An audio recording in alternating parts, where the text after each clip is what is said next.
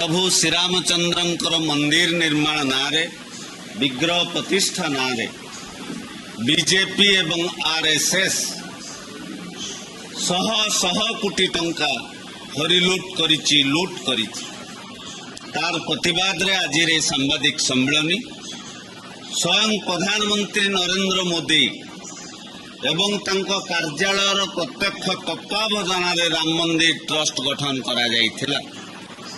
मात्र यही ट्रस्ट तरफ हजार हजार कोटी टंकार दुर्नीति होईछि जहा तमाम भारतीयंकर भावना को विश्वास प्रति चरम विश्वासघातकता सृष्टि करिछि।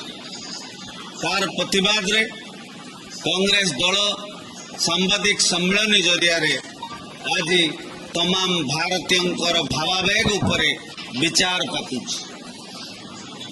प्रधानमंत्री एवं तांको कार्यालय एई ट्रस्ट दुर्नीति बाबद रे एजावत नीरव कहीं प्रधानमंत्री एजावत मुह खोलु नाहंती नरेंद्र मोदी।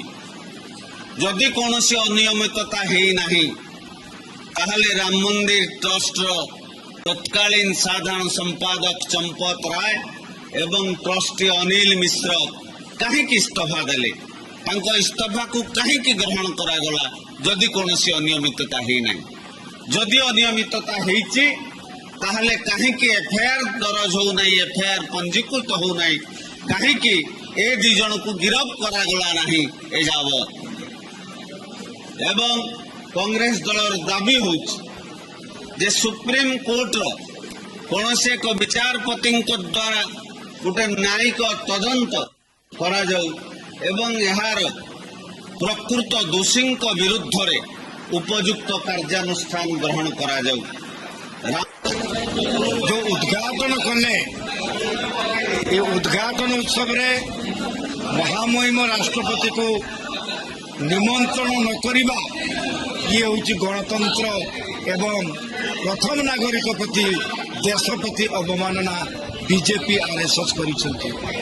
आज प्रश्न उठुची भारत वर्षर जनसाधारणकर भावावेग को नहीं उत्तर प्रदेश मुख्यमंत्री एवं प्रधानमंत्री तांको द्वारा निर्मित ट्रस्टी बोर्ड रो